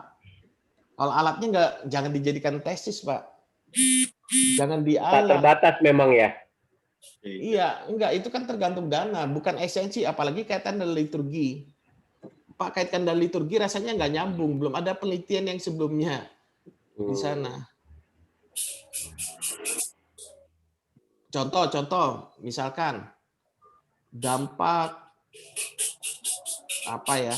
LCD misalkan ayat tapi di LCD dengan terhadap niat jemaat dalam membawa Alkitab, misalkan begitu. Nah, ini kan susah ini, agak gelambiar masih, harus dipikirkan lebih detail lagi nih, Pak. Karena nggak mungkin kita hanya bahas multimedia, alatnya, wah itu kuat-kuatan dada, Pak. Kemudian kaitan dengan liturginya. Lalu kita indikatornya apa? Menurut Bapak bagus laptop merek Samsung, menurut saya bagus laptop merek HP. Nah ini indikatornya kan jadi nggak jelas, Pak, kalau cuma sekedar alat. Misalkan pengaruh ibadah online terhadap pertumbuhan kerohanian. Atau pengaruh ibadah online terhadap penggembalaan. Penggembalaan ini indikatornya apa? Hubungannya kah? Kemudian perhatiannya kah? Didikannya kah? Atau apanya? Jadinya harus jelas, indikatornya itu harus jelas dari masing-masing variabel. Nah, dikatakan ibadah online ini ibadah online yang bagaimana? Yang live streaming kah? Yang rekaman kah? Apa yang mempengaruhi ibadah online? Isi khotbahnya kah? Praise and worship-nya kah? Nah, jadi indikatornya itu harus jelas. Usahakan supaya tesis kita nggak macet tengah jalan. dari judul, usahakan dari variabel kita temukan indikator. Oke. Itu, usahakan cuma sampai di sana saja. Nah, kalau sudah ada indikator, baru kita bisa nanti lebih mudah buatnya. Oke, Ya Pak, makasih Pak. oke. Nanti diperdalam lagi aja, dipikirkan yang lebih detailnya aja. Perkembang teknologi ini, teknologi yang mana nih yang mau dibahas? Saya pikir dari yang saya memahami bidang komputer, memang kan ada penjualan komputer juga. Saya pengen masukkan penerapan yang buat di gereja ke depannya gitu. Awalnya sih seperti itu, yang berhubungan komputer dengan teknologi komputer dengan ibadah ke depannya. Itu aja sih maksudnya yang mau diambil. Berarti yang dibahas kan teknologinya, Pak, bukan Ya. alatnya. Ya. Nah, alat itu salah satu indikator kemampuan peralatan. Teknologi apa nih yang Bapak mau bahas untuk penggembalaan di masa pandemi? Bahasakan saya kan gitu kan. Misalkan Bapak mau pengembalaan modelnya bagaimana? Gembala-gembala yang ada. Ada konvensional, ada yang pakai WhatsApp, ada yang pakai Facebook, ada yang pakai YouTube, ada yang pakai Zoom, ada yang pakai Google Meeting, ada yang pakai apa? Misalkan gitu kan. Nah, yang Bapak mau bahas ini pengembalaan yang menggunakan teknologi apa ini dan bagaimana penerapan dalam penggembalaannya. Begitu. Jadi tesis Bapak bukan membahas multimedianya. Ingat kita ini jurusan teologi bukan komputer. Jadi tesis kita membahas tentang teologinya menggunakan multimedia. Nah, kalau misalnya Pak Samuel Setiadi tadi, bahasnya apa? Tentang mendidiknya, tentang konselingnya, segala tulisan yang dilakukan oleh Allah, menggunakan apa? Itu. Oh Pak, ya kalau mau masuk konselingnya boleh Pak. Misalnya peran guru sebagai konselor gitu Pak. Mungkin masih bisa di sana. Cuman masih gini loh, Pak Samuel. Selama saya nguji ya, selama saya ngecek di dalam area kampus, di kampus kami kan ada teologi sama PAK ya. Nah, kalau sudah berkaitan dengan kata guru, itu biasanya sudah area PAK. Itu. Nah, Ya soalnya saya guru Pak, bukan gembala. Jadi iya. susahnya itu. Susahnya Bapak ngambil jurusannya teologi kan gitu kan. Karena yang ada cuma teologi Pak. Gimana Pak? Iya. Ya, resiko Pak terjun. Pelayanannya selain itu apa Pak? Selain Di guru. remaja Pak. Lebih bagus ambil remaja Pak. Jadi Bapak mendidiknya itu di peranan seorang pembina kerohanian, peranan youth pastor sebagai seorang konselor di remaja begini dalam meningkatkan ini. Lebih bagus di remajanya Pak, jangan di area gitu. sekolah. Iya, maksud saya kan pelayanan itu bukan di gereja aja Pak, di sekolah juga melayani kan. Ya, maksudnya biar jangan mengkotak-kotakan gitu Pak, kan melayani ya di mana aja. Maksud saya gitu aja sih. Saya mengerti, cuman ini jurusan akademik, bukan pelayanan juga di rumah juga pelayanan, di tempat kerja juga pelayanan, semua kan pelayanan kan jadinya kan. Peran suami untuk membuat istri bahagia gitu juga bisa kan Pak? Nah itu judulnya Nay. Itu judulnya itu. Jangan diambil judulnya Nay. Oh iya, kelihatannya Ratu bahagia sekali itu. Oh iya, iya. Pak, gimana Pak? Jadi bisa Pak ya kalau di pelayanan remaja ya Pak? Loh, pelayanan remaja itu bagian dari gereja, nggak apa-apa Pak. Iya, maksudnya saya sih kemarin tuh S1 saya tentang ini Pak, konsep diri yang sesuai kita. Karena memang lo remaja tuh mengalami ini kan, pembentukan konsep diri Pak. Nah kalau saya mau kaitan ke situ lagi bisa nggak sih Pak? Boleh, lanjutkan aja. Mungkin kalau misalkan penelitian Pak Samuel dulu ada sesuatu yang belum selesai, lanjutkan aja lebih bagus. Oh gitu. Tapi misalnya sampelnya beda. Kalau dulu kan misalnya di remaja di mana, sekarang remaja di gereja sekarang gitu. Nggak ada bisa, masalah. Pak ya? Nggak ada masalah ya. Tinggal variabelnya. Variabelnya ada berapa variabel, itu yang pertama. Ketajamannya, makanya kalau bisa kita cari celah teologisnya. Nah, kalau remaja, kalau saya boleh usul, misalkan mau bahas Iya, Pak. tentang remaja, tentang visi tujuan. Peranan pembapaan itu dalam menemukan bahwa anak-anak ini menemukan tujuan hidupnya, arti hidupnya. Nah, itu remaja kebanyakan kehilangan arah karena mereka nggak punya tujuan. Nah, apakah Oh itu ya. memungkinkan sesuatu untuk dia bukan hanya, dia tahu dia anak Tuhan, tapi cuma sampai sebatas di sana, belum utuh. Sebagai anak Tuhan, dia harus tahu tujuan Tuhan dalam hidupnya. Nah, bagaimana dia melangkah di sana? Nah, itu juga kurang yang bahas. Kebanyakan masih sampai identitas diri, siapa saya, siapa saya, siapa saya. Oke. Nah, Masalah tapi kan tujuan kalau ya, Pak misal, ya. Visi tujuan nah, hidupnya gitu ya. ya tujuan berarti dia bisa mengenali tentang karunia motivasi, karunia manifestasi, kepribadiannya dia, kemudian bisa mengenali tentang 5 jawatannya dia. Udah bagus sekali sudah kalau itu. Oh gitu. Oke. Kalau misalnya Oke, ada Pak. seputar itu lebih enak dalam mencapai tujuan. Ya maksudnya tujuannya kan apapun mereka jadinya nanti, Betul. mau dokter kayak mau apa, tapi tetap melayani Tuhan gitu, memuliakan Tuhan istilah katanya gitu ya. Iya, karena kalau nggak ada tujuan nggak ada arah kan, pasti kan. Nah, tinggal kita cari judulnya apa nih variabelnya yang tepat yang mau kita pakai untuk menemukan tujuan ini, gitu. Oke, Pak. Ya, Maksud, kalau Pak. itu ada lebih bagus, Pak Samuel. Jadi bukunya nanti anak-anak remaja diharapkan baca buku itu supaya habis baca buku itu mereka penting untuk saya menemukan tujuan.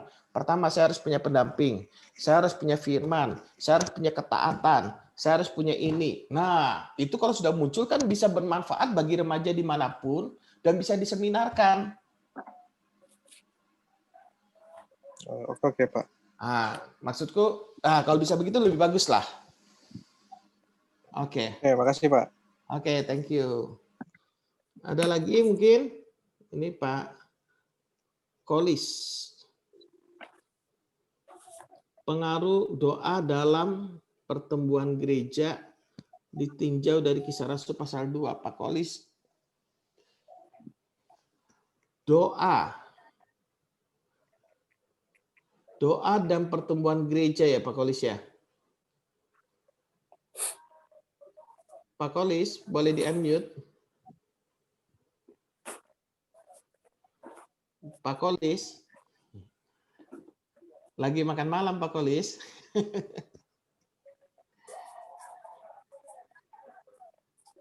Ya Pak. Ya. Jadi ini pengaruh doa dalam pertumbuhan gereja ya Pak Kolis ya? Iya Pak. Apakah sudah ada penelitian sebelumnya tentang doa dan pertumbuhan gereja ini berkaitan? Saya coba bikin judulnya ya Pak dari Kisah Para Rasul 2 Pak. Apakah cocok Pak? Sebaiknya Pak, kalau misalnya memang ada penelitian sebelumnya, misalkan pertumbuhan gereja, misalkan penelitian tentang pertumbuhan gereja, indikatornya apa di sana mereka? Variabelnya itu apa? Nah itu yang Pak buktikan. Benarkah doa dan puasa misalkan Ya, Pak. mempengaruhi pertumbuhan gereja? Nah, cuma nanti karena saya lihat kalau doa dan puasa lalu dihubungkan dengan pertumbuhan gereja agak sulit nanti membuat pertanyaan-pertanyaannya itu, pertanyaan wawancara, angketnya. Karena kalau kuantitatif kita pakai angket ya, bukan pakai wawancara. Kuantitatif kita pakai angket. Nah, nanti kelihatannya agak kesulitan. Coba Pak Kolis cari dulu jurnal-jurnal atau buku-buku yang berkaitan dengan pertumbuhan gereja. Menurut hasil penelitian yang sudah ada, misalkan Peter Wachter, faktor-faktor yang mempengaruhi pertumbuhan gereja, misalkan doa, pengajaran, pemimpin, ini, dan sebagainya. Nah, Pak Kolis pilih aja 2 atau 3. Misalkan pengaruh kepemimpinan. Kepemimpinan masih nyambung dengan pertumbuhan gereja. Oke. Pengaruh kepemimpinan dan doa terhadap pertumbuhan gereja di GPIA Immanuel. Itu kalau kuantitatif. Ya Pak. Ya. Begitu Pak Kolis. Jadi variabelnya harus ditambah dan sebaiknya baca dulu pertemuan gereja apa secara teori. Di internet juga kan banyak tuh menurut penelitian siapa. Kalau pertemuan gereja sudah ada dulu, sudah diteliti. Kemudian kalau misalkan Pak Kolis bisa memunculkan konsep pertumbuhan gereja yang sesuai dengan Alkitab itu lebih bagus. Karena apa? Selama ini pertumbuhan gereja diukurnya dari apa? Dari jumlah kebanyakan. Dari cabang kebanyakan. Berapa banyak cabang, berapa banyak jumlah. Tapi apakah itu esensi dari pertumbuhan gereja yang dimaksudkan dalam Alkitab?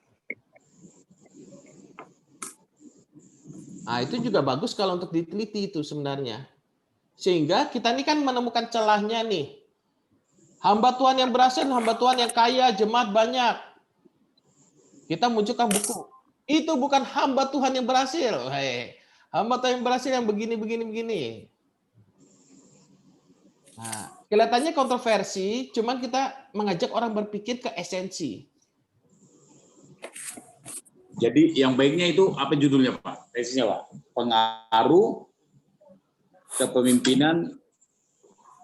Dari Pak Kolis harus baca dulu buku tentang pertumbuhan gereja. Penelitian yang sudah ada apa? Sehingga Pak Kolis bisa, menurut Peter Wachter, penyebab pertumbuhan gereja adalah A, B, C. Nah, dalam penelitian ini saya mau meneliti faktor A dan C terhadap pertumbuhan gereja di GPA Immanuel.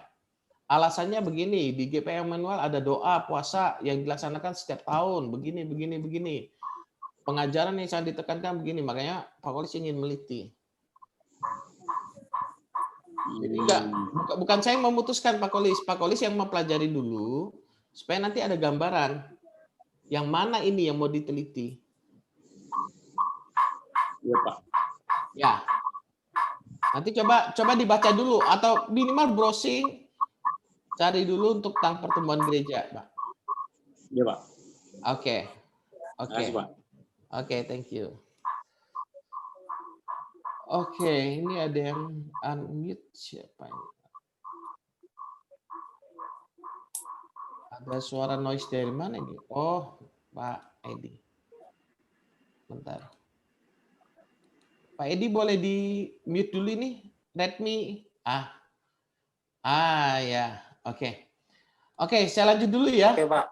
Kira-kira di mute dulu. Oke. Kira-kira sudah ada gambaran mengenai variabel? Pak Silo, saya sudah perbaiki, Cok. Kira-kira ada berapa variabel saya itu, Pak?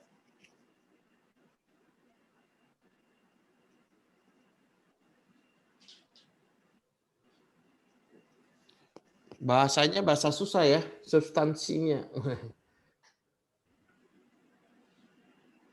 Studi makna salib menurut Kolose 2.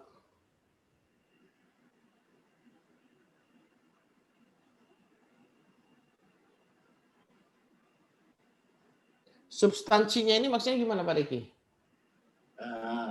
Substansi itu seperti esensi dari pemuritan, bahan pemuritan.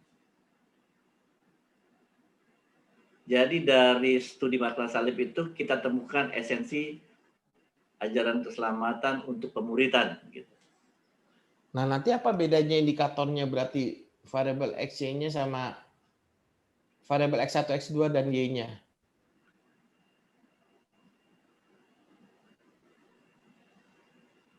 Kalau substansi, berarti kan sama. Intinya kan sama berarti ya.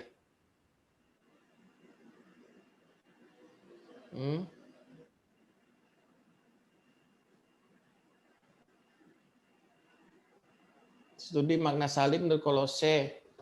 Kolose 2 ini apa sih bunyinya? Bentar. Kolose 2.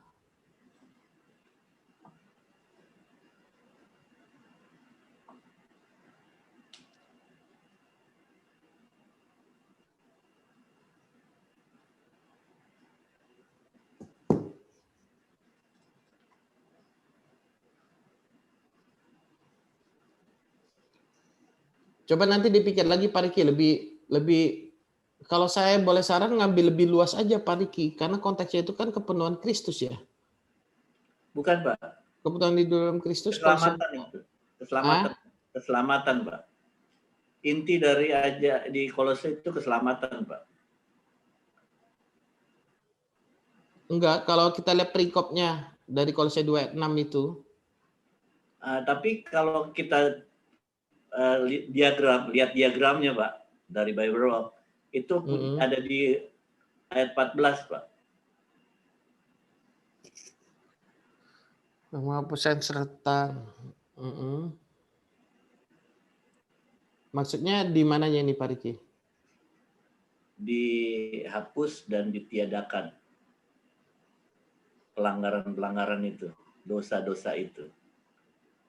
Nah, itu salib itu. Kalau saya lihat pakai tensisnya. Tensis dari ayat itu. Ya, itu dari ayat 13 sampai 15. Iya, sangat luar biasa di situ. Saya dapetin gitu. Di situ ada kata kerja perfect particip. Jadi ayat-ayat sebelumnya itu menerangkan ayat-ayat awal dari perikop. Coba nanti diatur dulu ini. Ya. Karena substansinya terhadap pemuritan. Enggak, saya cuman ini mau ambil 3 pravariabel kan Bapak bilang. Ya, ya. Nah, jadi yang saya studikan tentang salib, keselamatan, dan pemuritannya kan gitu. Nah, paling mungkin yang saya harus cari benang merahnya nih, ini substansi atau hal yang lain, bisa saya buang kan itu. Tapi nanti variabelnya kan ada pemuritan juga gitu. Kenapa nggak begini aja? Studi makna salib dan keselamatan menurut Kolose 2 ayat 13 sampai 15 dalam pemuritan di gereja Pantekosta.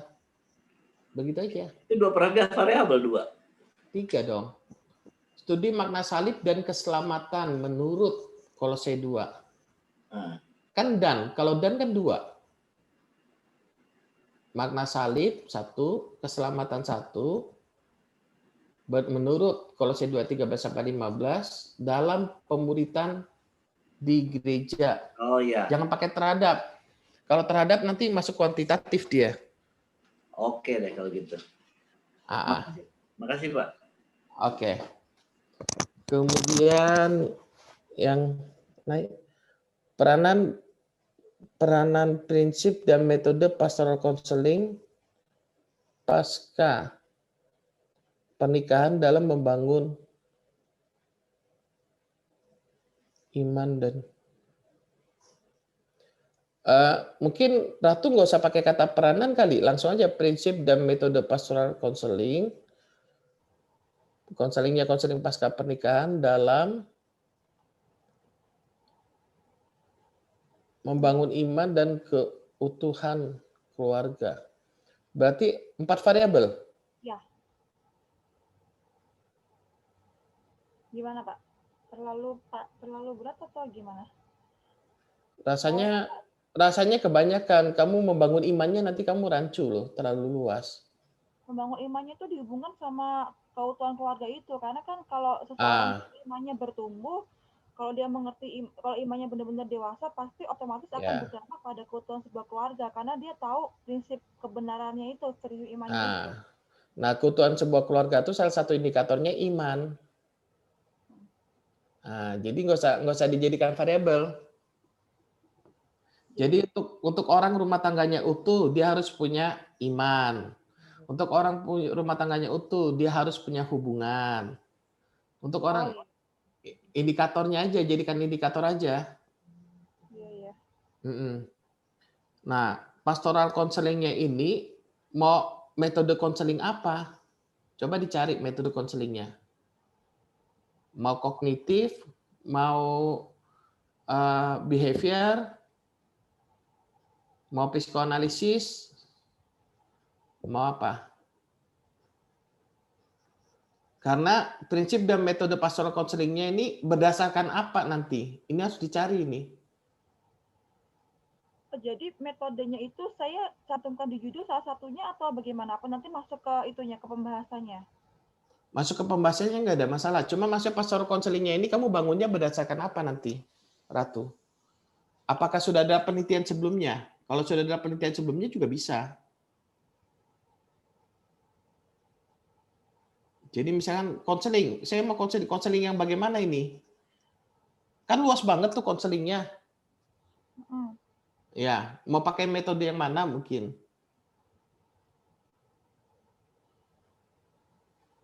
Kalau di pikiran saya sih mungkin tatap muka gitu ya per keluarga, nanti dikasih pengarahan. Itu kan biasanya gereja itu fokusnya itu konseling itu pra. Ya, Kan? pra. Ini kan pasca. Itu tidak ada pasca. Jadi begitu pra sebelum nikah itu ada konseling begitu, tapi setelah dia menikah itu saya melihat ada banyak gereja yang tidak lagi ngasih konseling gitu secara pribadi, face to face, mungkin dipanggil keluargamu bagaimana bla bla gitu loh Pak, maksud saya. Karena memang di lapangan yang saya hadapi saya melihat bagaimana keluarga itu di tempat saya aja sudah ada beberapa yang bercerai. Mungkin menurut saya mungkin kurang dikasih pengertian gitu loh Pak, maksud saya itu pengen kayak gitu. Nah, prinsipnya kamu ngambil dari mana nanti? Ini ayat ya, Bible-nya ya? Ya, sebaiknya ada. Oh, oke. Ya. Oke, metodenya nanti coba dipikir aja. Metode-metode konseling ada apa aja. Kalau misalnya bisa lebih sempit sudah, nggak apa-apa juga. Atau kombinasi. Sehingga nanti bisa diterapkan buat gereja-gereja GPA yang mau menerapkan pasca konseling. Kamu membuat bahan prinsipnya muncul, kemudian metodenya begini, kamu kasih, saya gembala, kamu kasih prinsip bahanmu, ada berapa pertemuan, metodenya bagaimana, apakah diskusi, apakah ceramah, itu kan metode belajar itu kalau Pak Samuel itu. Ya.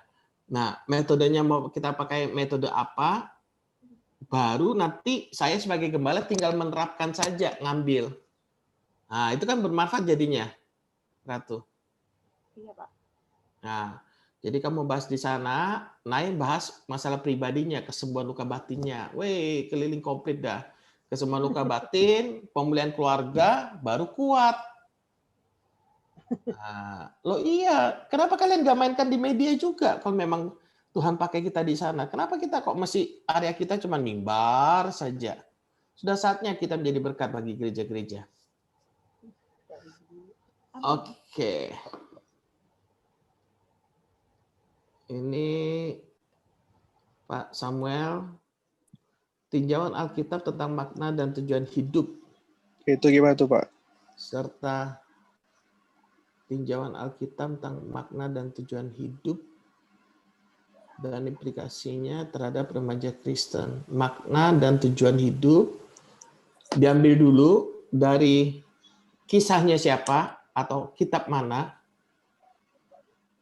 ya kan? Mungkin lebih bagus, bentar ya.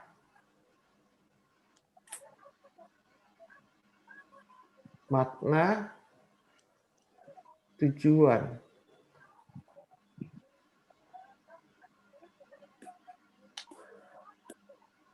Berarti tentang kingdom juga bagus. Makna dan tujuan. Ini udah 3 variabel belum Pak kalau kayak gitu Pak? Belum, masih 2. Oh gitu Pak ya. Masih 2. Makna dan tujuan hidup.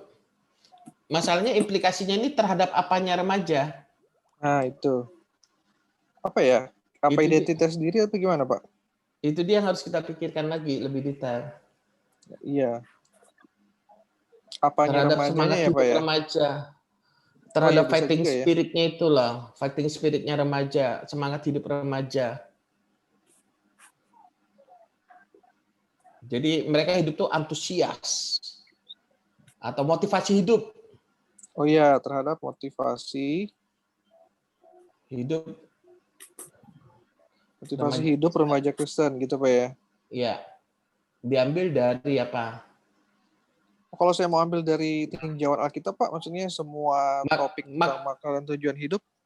Makna dan tujuan hidup itu diambil, mungkin misalkan kamu ngambil ayat yang Paulus berkata, aku telah menyelesaikan pertandingan dengan baik. Kamu pelajari perikopnya. Nah, apa makna hidupnya Paulus ini? Tujuan hidupnya apa? Orang yang hidup dalam kerajaan Allah ini. Nah, itu menjadi motivasi bagi remaja untuk hidupnya mereka. Oh, oke, Pak. Nah, kalau bisa ada dasar ayatnya supaya nggak terlalu luas nanti.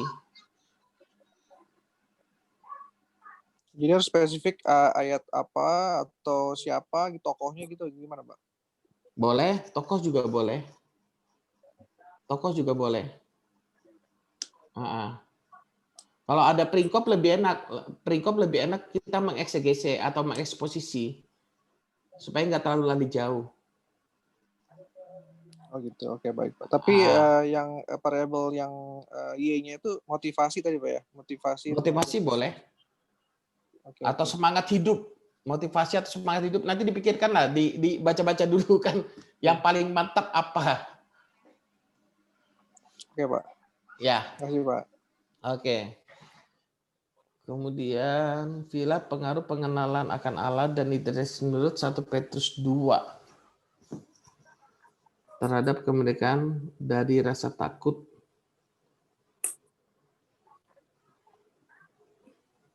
pada usia remaja di gereja GPI. Haleluya. 1 Petrus 2 ini apa ya, Villa?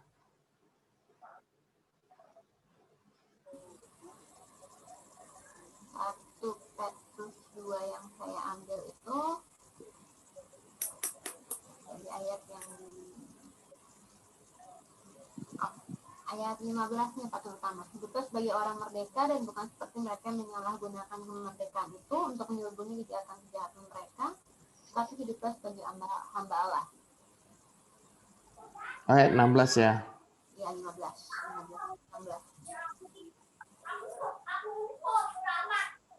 Nah, nanti dipelajari konteks merdekanya ini, merdeka berdasarkan konteks itu merdeka dari apa itu?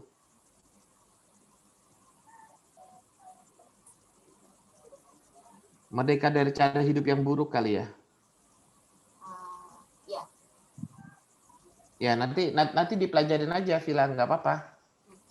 Cuman kalau misalkan memang kamu nggak ngambil 1 Petrus 2 secara keseluruhan, misalkan kamu ngambil 1 Petrus 2 ayat 11 sampai 17, nggak apa-apa, masukkan aja 11 sampai 17. Oh, boleh Pak. Nah, jadi eksposisinya kamu ngambil dari sana. Gitu. Atau kamu mau ngambil 11 sampai berapa? Sampai 25. Kamu pelajarin dulu, Villa, jangan cepat-cepat memutuskan. Kamu harus baca ulang-ulang kira-kira yang mewakili, yang berisi tentang kemerdekaan itu dari ayat berapa sampai ayat berapa. Pengenalan akan Allah dan identitas diri itu. Jadi bukan sekedar ngambil satu perikop. Yang supaya apa? Tesis kita tuh bisa utuh. Lebih bagus. Oke. Ada lagi cukup? Ada Pak.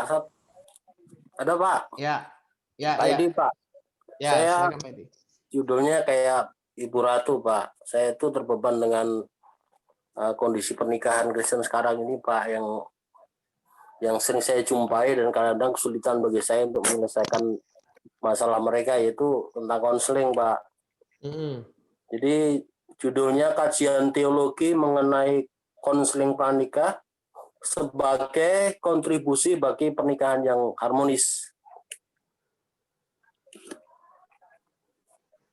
Bukan kajian teologi berarti, Pak. Apa itu, Pak? Karena kalau kajian teologi kan berarti kan harus ada ayatnya, Pak, langsung.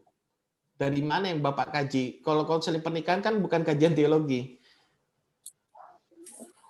Berarti dari Alkitab apa pustaka-pustaka buku, Pak?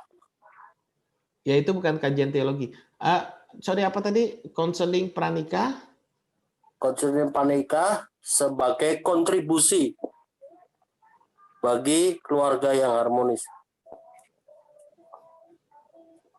Konseling pranikah sebagai kontribusi. Agak susah. Mungkin langsung ke ini aja, Pak, ke kuantitatif. Pengaruh konseling pranikah terhadap keharmonisan rumah tangga di gereja mana? pengaruh konseling pranikah dan apa nih? Harus tambah satu indikator lagi, kan 3 variabel ya. Ya. Konseling pranikah, pengaruh konseling pranikah atau pengaruh pengembalaan dan konseling pranikah terhadap keharmonisan rumah tangga di gereja mana? Pakai kuantitatif itu Pak ya? Kuantitatif kalau Bapak mau gitu. Jadi Kalau Bapak mau pakai yang kuantitatifnya gimana Pak? kalau kualitatifnya Bapak harus menemukan apa ini? Jadi sebenarnya yang jadi pikiran saya itu Pak, saya pengen orang-orang yang kebanyakan nggak ngerti nikah itu apa tuh Pak. Ya. Jadi dengan adanya pengertian pranikah atau nikah itu apa, mereka jadi memahami, jadi nggak cara menghadapi pernikahan itu dia jelas itu loh Pak. Itu yang saya sedang pikirkan. Misalkan masalahnya Bapak harus punya dasar ayatnya dulu Pak, baru kita bisa discuss. Punya bahan-bahannya dulu di pikiran Bapak. Bapak ini mau membahas tentang apa kan? Kalau pernikahan kan luas banget. Misalkan Bapak mau membahas prinsip dalam membangun rumah tangga berdasarkan Efesus 5. Itu kan masih satu variabel tapi Pak. Cuma kan sudah jelas Efesus 5, Bapak mau ngambil prinsip membangun rumah tangga. Nanti dari Efesus 5 Bapak mau mengambil apa lagi misalkan? Habis prinsip apa? Ada nggak di sana model atau apa? Makanya yang tadi saya bilang, kita harus punya dulu resource, buku-buku atau bahan-bahan dalam pikiran kita yang ini tadi, supaya kita ini nggak blank. Nah, kita ini kan kebanyakan blank karena di sini, Pak. Karena kita belum kumpulkan sumber-sumber seperti buku-buku yang berkaitan dengan masalah. Nah, makanya fenomena yang ada gimana, Pak? Nggak bisa, Pak. Kita penelitian ilmiah nggak bisa bangun sekedar dari fenomena. Fenomena ada nggak apa-apa. Cuma untuk kita menyelesaikannya, kita harus punya resource, sumber-sumber, karena itulah penelitian ilmiah, bukan pendapat. Kalau pendapat cuma fenomena-fenomena aja, Pak. Tapi kalau penelitian ilmiah nggak bisa, harus ada resource-nya, Pak. Iya. Makanya disinilah yang kebanyakan kita kelemahannya di sini, termasuk saya ini. Jadi kalau saya mau nulis sesuatu, saya lemah di sini. Resource-nya ini akhirnya kendala. Termasuk buku saya juga, walaupun saya sudah buat kerangka, itu masih terkendala juga. Oke ya? Jadi kalau kualitatifnya gimana itu Pak enaknya Pak? Makanya tergantung Pak Edi, resource-nya Pak Edi apa dulu? Ayatnya di mana, apanya mau dibahas, baru kita judul bisa kita olah, Pak. Oke, ya. Nah, tapi kalau Pak Edi nggak ada resource-nya, saya ngomong nanti gelambiar semua, Pak. Iya. Kalau misalkan seperti tadi naik, kan sudah ada sasarannya, ada ayatnya, Pak Riki ada ayatnya, sudah. Jadi kita mau olah ini, mau di mananya, mungkin lebih mudah. Tapi kalau kita nggak ada resource-nya, kita bingung, Pak. Iya. Nggak apa-apa, malam ini sampai besok coba cari-cari dulu, lihat-lihat dulu. Belum ketemu sih Pak. Belum ketemu. Iya. Salah satu sebenarnya kalau dunia konseling yang menarik tuh spiritual question itu.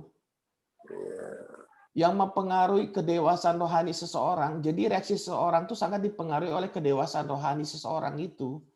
Makanya dunia psikologi pun menemukan spiritual question itu. Yang sangat mempengaruhi. Oke Pak, makasih Pak. Oke, kita lihat dulu ya ini bagaimana cara kita membuat latar belakang. Karena saya berharap di perkuliahan ini minimal sudah bisa sampai bab 3 lah. Karena proposal kan sampai bab 3. Oke. Jadi cara buat latar belakang, kita jelaskan di latar belakang kita itu. Alasan mengapa topik yang kita pilih penting untuk diteliti. Makanya kalau ada data-data observasi awal, itu akan sangat bagus. Sangat menunjang. Oh penting, karena tingkat perceraian, misalkan, di pelayan Tuhan, di gereja ini, terjadi perceraian. Ada observasi awal mungkin. Jadi urgensinya penelitian kita ini apa sih? baik penting secara akademik maupun secara praktikal. Misalkan tentang kawin cerai atau apa, masukkan data-data awal untuk menunjukkan urgensi yang ada. Kemudian berikutnya, bagaimana perkembangan dari topik penelitian kita? Penelitian berkaitan dengan topik kita, sudah sejauh apa sih yang ada? Makanya tadi saya bilang kita harus lihat resource sebenarnya. Jurnal yang ada. Dan apa perbedaan kita dengan penelitian yang sudah ada? Kalau bisa ada di sininya, di latar belakang itu. Dari sinilah kita dapat membuat pertanyaan penelitian. Kemudian yang berikutnya, berikan argumen mengapa kita memilih sesuai dengan konteks penelitian kita. Saya meneliti di gereja ini karena ini. Itulah latar belakang dari masalah. Kontribusi penelitian kita ini gambarannya kira-kira apa nanti yang ingin dihasilkan. Udah gitu aja latar belakang masalah. Ada pertanyaan mengenai latar belakang masalah? Jadi kalau kita lihat dari penjelasan saya tadi, kendala kita ini kan kebanyakan di resource-nya. Kita belum observasi. Lalu kita mau langsung buat. Nah, itu kita bingung. Karena ini kan penelitian ilmiah, bukan khotbah. Kalau khotbah mah langsung juga masih bisa mungkin. Jadi berdasarkan apa tempat penelitiannya ya Pak, boleh ya Pak ya? Jadi bukan hanya di Alkitab, tapi penelitian di GPA mana gitu ya Pak ya? Loh, itu menjadi latar kenapa kita mengangkat penelitian itu. Jadi kita lihat misalkan di gereja GPA A, ini ada masalah. Masalahnya ini loh. Kita masih ngecek bagaimana kita menyelesaikan masalah itulah, makanya kita meneliti. Gitu. Kalau nggak ada masalah kan susah juga Pak, kita mau teliti apa. Iya. Maksudnya ada tempat lokasi ya Pak ya? Iya, betul. Karena kan namanya saya meneliti, berarti di mana saya meneliti harus jelas. Oke, ya. Ada mau break dulu atau gimana ini? Lanjut? Iya, break dulu boleh, Pak. Oke, break berapa lama kita?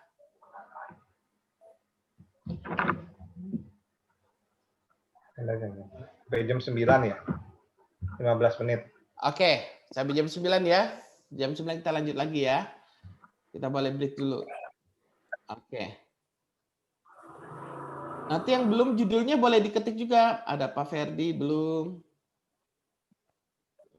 Wawan ya. Boleh diketik di chat aja.